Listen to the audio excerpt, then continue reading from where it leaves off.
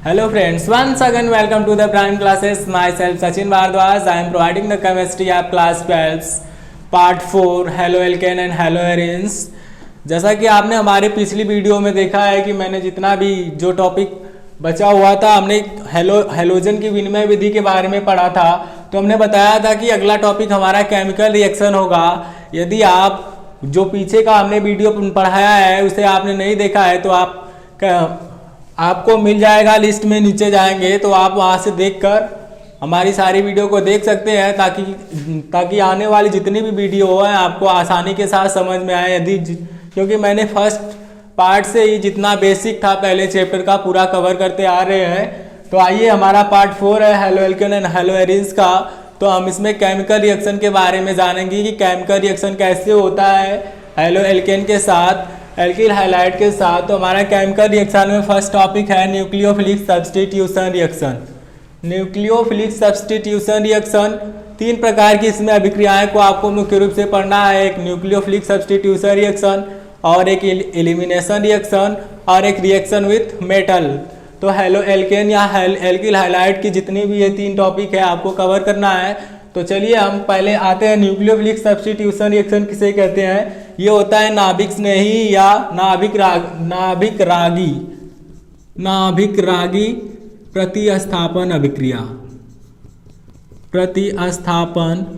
अभिक्रिया। और ये हमारा अगला है एलिमिनेशन रिएक्शन। तो एलिमिनेशन रिएक्शन को हम निराकरण अभिक्रिया कहते हैं। दोनों में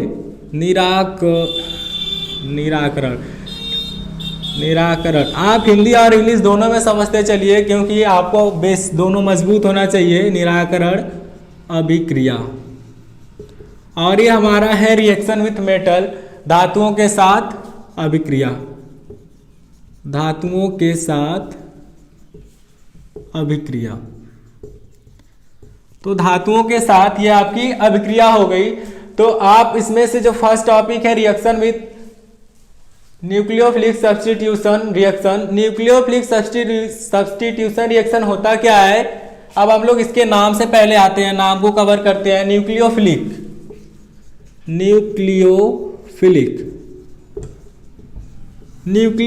में होता है आपका, एक होता है अलग, इसको 2 भागों में जैसे ही आप डिवाइड करेंगे, एक होगा न्यूक्लियस और उससे फिलिक्स मतलब अटैच हुआ नाभिक के प्रति स्नेह रखने वाला है ना। नाभिक के प्रति स्नेह रखने वाले को ही हम क्या कहते हैं, न्यूक्लियोफिलिक कहते हैं। अब सब्स्टिट्यूशन रिएक्शन क्या होता है कि जो एक स्थान को बदलकर जो किसी एक एक एलिमेंट है उसको स्थानांतरित करके स्वयं उसका स्थान ले लेता है। तो इस प्रकार क्या होता है, वह प्रतिस्थापन अभिक्रिया कहलाती है।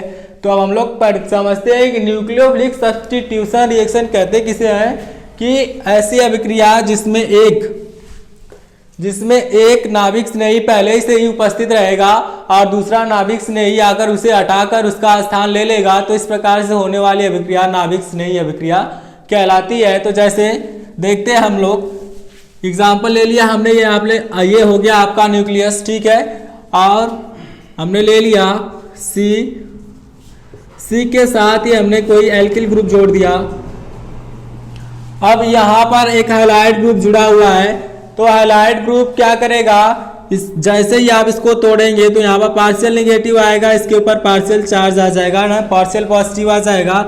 तो ये न्यूक्लियस क्या होता है, इस वाले हैलोजन को हटाकर स्वयं इसका स्थान ले लेगा। तो इस प्रकार से होने वाली अभिक्रिया न्यूक्लियोफिलिक सब्स्टिट्यूशन रिएक्शन कहलाएगी। तो जैसे ये हटेगा, ये ऋण आवेश बाहर निकलेगा तो ये वाला न्यूक्लियस इस कार्बन के पास आकर जुड़ जाएगा। तो इस प्रकार R1 R2 R3 alkyl group 3 तो इसके साथ अटैच रहेंगे ही। ये कार्बन के ऊपर पॉजिटिव चार्ज, ये न्यूक्लियस आकर जुड़ जाएगा और यक्स को क्या कर देगा, विस्थापित कर देगा, ठीक है। तो इस प्रकार से होने वाली अभिक्रिया न्यूक्लियोफिलिक सब्स्टिट्यूशन रिएक्शन कहलाती है। तो चलिए हम एक एग्जांपल के माध्यम से समझते हैं। ये क्या रखते हैं, कार्बोकेटायन रखते हैं। न्यूक्लियोफिलिक सब्स्टिट्यूशन रिएक्शन हमेशा कार्बोकेटायन रखेंगे। कार्बोकेटायन का मतलब क्या कि कार्बन के ऊपर पॉजिटिव चार्ज रहेगा, कार्बन के ऊपर धनावेश रहेगा, वही इसका कार्बोकेटायन कहलाता है। इसे आप इस तरह से भी डिनोट कर सकते हैं, सी के ऊपर पॉजिटिव चार्ज, ठीक है। तो चलिए देखते हैं, हमने एग्जाम्पल ले लिया CH3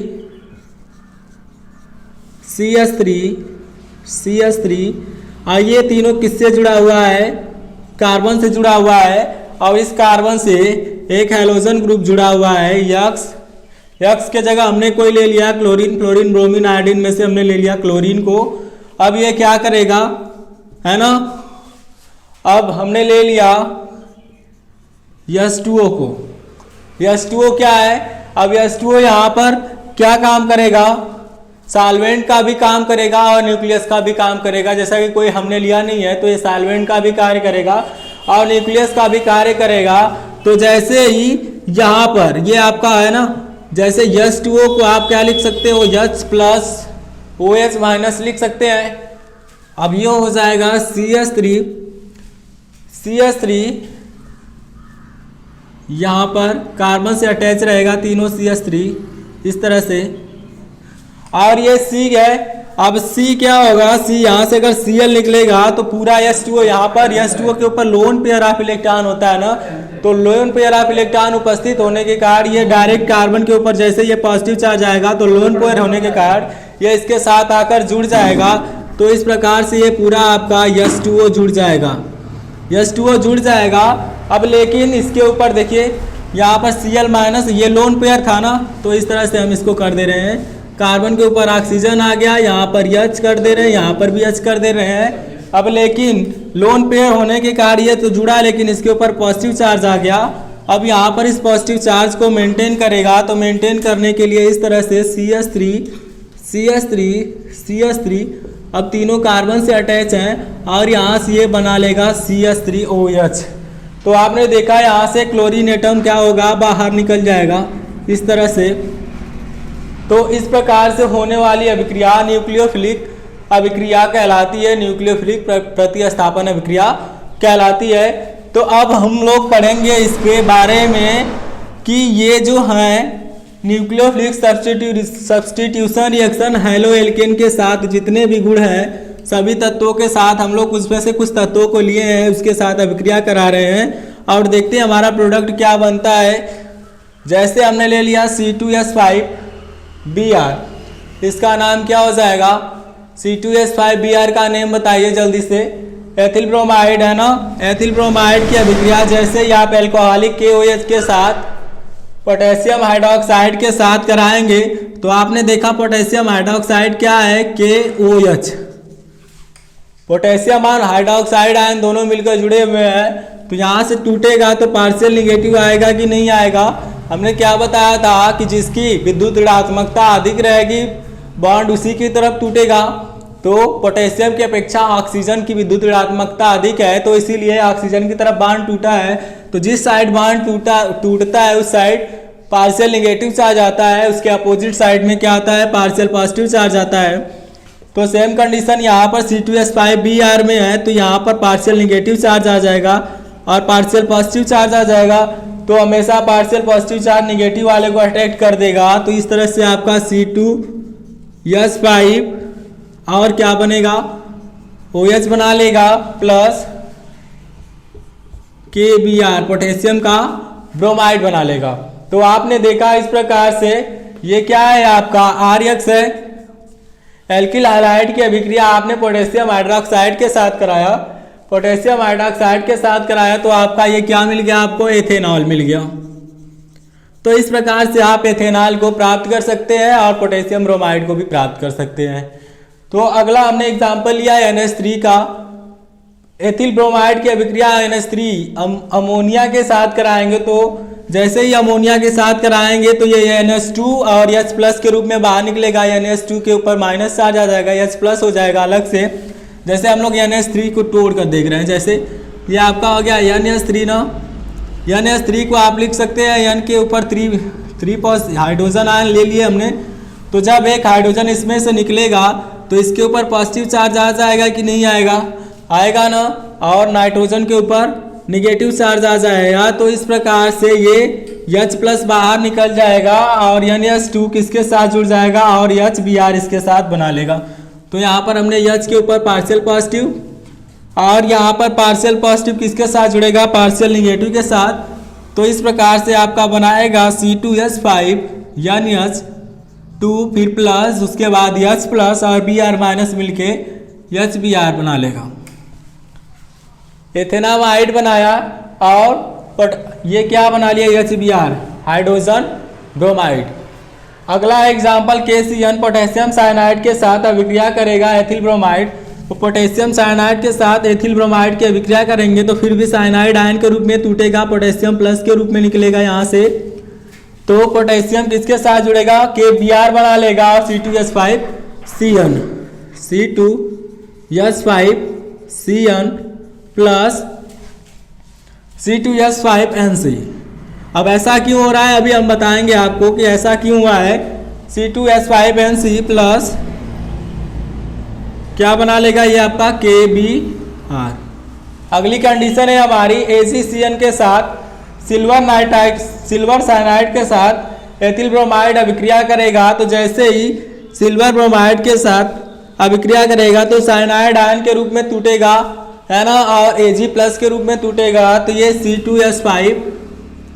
C2H5 आपको ये सब एग्जाम में पूछेगा कि इस प्रकार से अभिक्रिया जो है हेलो एल्केन्स अभिक्रिया करते हैं इसके साथ तो क्या प्रोडक्ट दे देता है।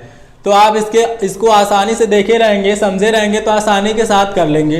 तो C2H5 बनाएगा और यहाँ पर CN बना लेगा और प्लस क्या बनाएगा C2H5NC प्लस उसके बाद यहाँ से Ag निकलेगा, यहाँ से Br निकलेगा, AgBr बना लिया। और इसके बाद KNO2 के साथ अभिक्रिया करेगा, पोटेशियम नाइट्रेट के साथ अभिक्रिया करेगा। तो C2H5 यहाँ पर पार्शियल, यहाँ पर निगेटिव पार्शियल चार्ज, यहाँ पर पॉजिटिव पार्शियल चार्ज। तो निगेटिव वाला पॉजिटिव के साथ जुड़ेगा, K प्लस Br बाहर निकाल देगा तो KBr बना लेगा पोटेशियम का ब्रोमाइड। और उसके बाद NO2 किसके साथ जुड़ेगा एथिल के साथ, तो एथिल नाइट्राइड हो जाएगा NO2। सेम कंडीशन है, सिल्वर नाइट्राइड के साथ अभिक्रिया करेगा तो सिल्वर नाइट्राइड के साथ अभिक्रिया करने पर C2H5 NO2 प्लस AgBr बना लेगा इस तरह से। ठीक है, तो आपने जब एल्कोहलिक पोटेशियम हाइड्रोक्साइड के साथ अभिक्रिया किया तो आपका एल्कोहल बनाया, अमोनिया के साथ अभिक्रिया किया तो एथेनामाइड बना दिया। और जैसे ही पोटेशियम साइनाइड के साथ अभिक्रिया किया तो एथिल साइनाइड बना लिया, है ना। और उसके बाद जैसे ही आपने किसके साथ सिल्वर AgCN है ना, Ag हो गया आपका CN हो गया। तो सिल्वर साइनाइड के साथ अभिक्रिया करने के बाद आपका ये प्रोडक्ट बना दिया एथिल आइसोनाइट्राइल। ऐसा क्यों हुआ है अभी बता रहा हूँ। ये नेम मैं इसलिए लिख रहा हूँ क्योंकि ये आपके लिए इंपॉर्टेंट है। एथिल आइसोनाइट्राइल ये बनाया, ये साइनाइड बनाया, ऐसा क्यों हुआ है। ये तो CN यहाँ भी है, यहाँ भी CN है, दोनों जगह CN है, लेकिन यहाँ पर NC बना लिया, यहाँ पर CN बना लिया। ऐसा क्यों हुआ, क्योंकि ये जो पोटेशियम साइनाइड है, पोटेशियम साइनाइड में आयनिक बंध बन रहा था। आयनिक बंध उपस्थित होने के कारण वह साइनाइड बनाया है। और AgCN में कौन सा बंध था, कोवैलेंट बंध था, सहसंयोजक बंध था। तो सहसंयोजक बंध की उपस्थिति के कारण आइसोनाइट्राइल बनाया है। तो इस प्रकार से एथिल आइसोनाइट्राइल और सिल्वर ब्रोमाइड हो जाएगा। और KNO2 पोटेशियम नाइट्राइड के साथ अभिक्रिया करने पर एथिल नाइट्राइड और पोटेशियम ब्रोमाइड बनाएगा। सेम कंडीशन है, सिल्वर नाइट्राइड के साथ एथिल नाइट्राइड और सिल्वर ब्रोमाइड बनाएगा। तो इस प्रकार से आपको जितना भी है ये किसके है, हेलो एल्केन का अभिक्रिया किसके साथ है, एल्किल हैलाइड के साथ। तो आपको ये समझ में आया होगा, तो आप इसका एक स्क्रीनशॉट ले सकते हैं। तो चलिए अगला टॉपिक है हमारा SN मैकेनिज्म। मिटाएं इसको, चलिए ठीक है। SN मैकेनिज्म दो प्रकार के होते हैं। कौन कौन से होते हैं, मुख्य रूप से तो दो ही प्रकार के होते हैं, लेकिन वैसे तो 3-4 प्रकार के होते हैं। SN1, SN2, SNI, ये सब है न्यूक्लियोफिलिक सब्स्टिट्यूशन रिएक्शन। पहला है हमारा SN1। SN1 ये हमने बताया कि पहले SN क्या होता है, न्यूक्लियोफिलिक सब्स्टिट्यूशन रिएक्शन, है ना, उसके बारे में बताया। ये मुख्य रूप से आपको दो ही प्रकार का पढ़ना है, SN1 और SN2। ये बहुत ही इंपॉर्टेंट है, इस चैप्टर का मेन पॉइंट यही है। SN1 और SN2 अधिकतर क्वेश्चन इसी से बन के आते हैं। तो SN1 क्या होता है, यूनिमॉलिक्यूलर सब्स्टिट्यूशन रिएक्शन।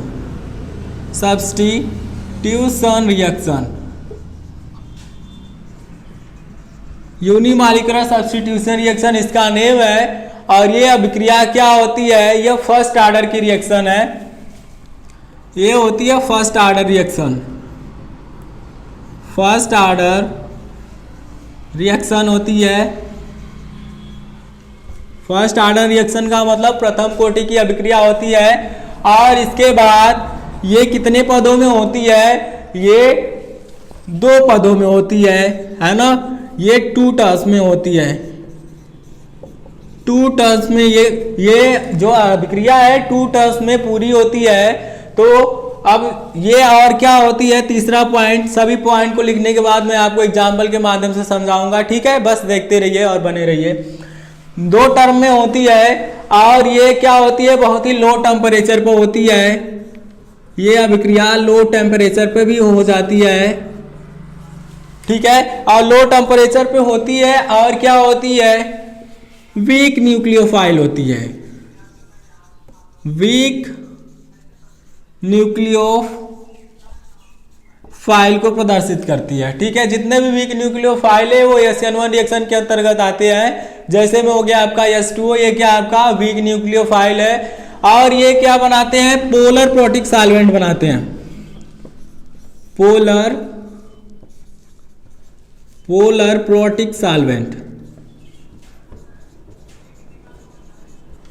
देखिए पोलर क्या होता है कि मतलब जो इसके जो अभिक्रिया होती है उसको तोड़ने का काम करता है। पोलर मतलब जो उसके बीच अभिक्रिया के बीच जो बंध बना रहता है, उसके बीच जो अट्रैक्शन रहता है उसको कम करने के लिए जो पोलर होता है। ये प्रोटिक क्या होते हैं, प्रोटिक के कहने का मतलब क्या हुआ कि जितने भी बंध उसमें जुड़े हुए हैं अभिक्रिया, एक ही टर्म, ये अभिक्रिया क्या होती है कि 2 भागों में विभाजित होती है ना। क्या रखते हैं, कार्बोकेटायन रखते हैं। कार्बोकेटायन रखने के कारण ये प्रोटिक सॉल्वेंट के रूप में होते हैं। और ये जैसे कि हम एग्जाम्पल ले लेते हैं, इसका एग्जाम्पल हमने ले लिया, ये सी के साथ हमने 3 एल्किल ग्रुप रख लिया, CH3। इसका नेम बताइए कौन सी है, ये 3rd डिग्री हैलाइड है ना। क्यों, क्योंकि एक कार्बन से 3 एल्किल ग्रुप जुड़े हुए हैं तो 3rd डिग्री हैलाइड है। तो 3rd डिग्री हैलाइड होने के कारण अब ये देखिए, जैसे ही आप इसकी अभिक्रिया किसके साथ, वीक सॉल्वेंट की उपस्थिति में, ये यूनिमॉलिक्यूलर रिएक्शन क्यों होता है, इसको भी समझिए।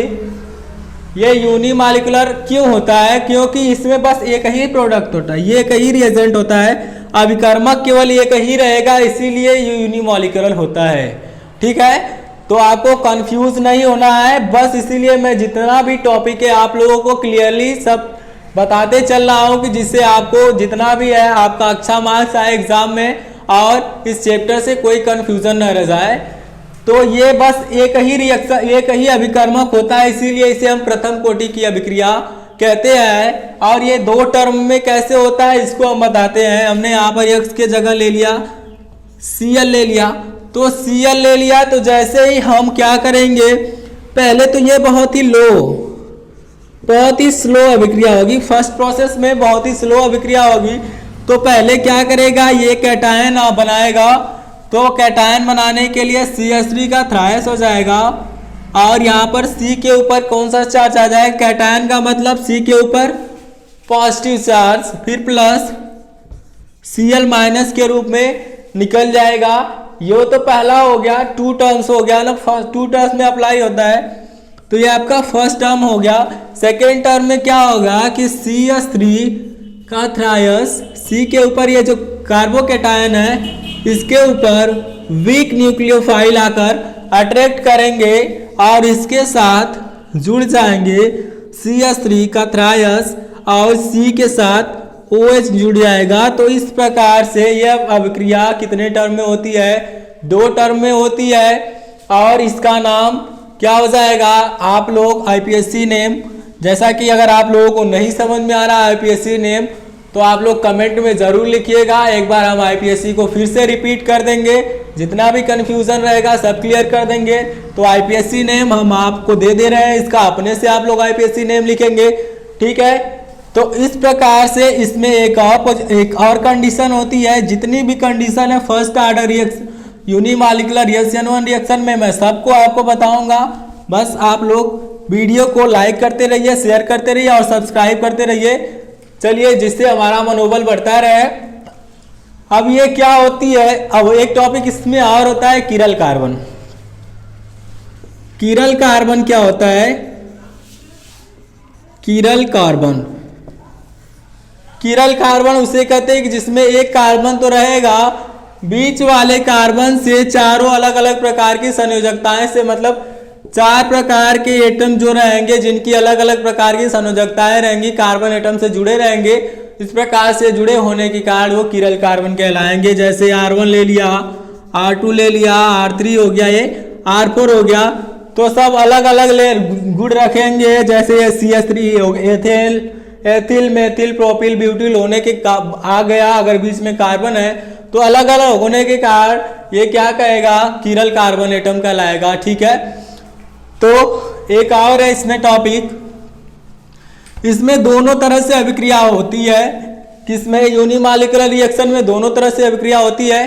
जैसे कि देखिए यूनिमॉलिक्यूलर में दोनों तरह से अभिक्रिया कैसे होगी? एक कार्बन है ना, एक कार्बन से हमने जोड़ लिया, ये R1 R2 यहाँ पर R3, इस तरह से यहाँ पर हैलोजन जुड़ा हुआ है, हैलोजन जुड़ा हुआ है। लेकिन यहाँ पर जैसे ये जो प्रोटिक सॉल्वेंट बनाएगा तो इसके ऊपर अगर पॉजिटिव चार्ज इस तरह से आया हुआ है तो जैसे ही इसके ऊपर न्यूक्लियोफाइल अटैक करेगा, न्यूक्लियोफाइल अटैक करने की वजह से ये प्रोडक्ट आपका बनाएगा इस तरह से। मतलब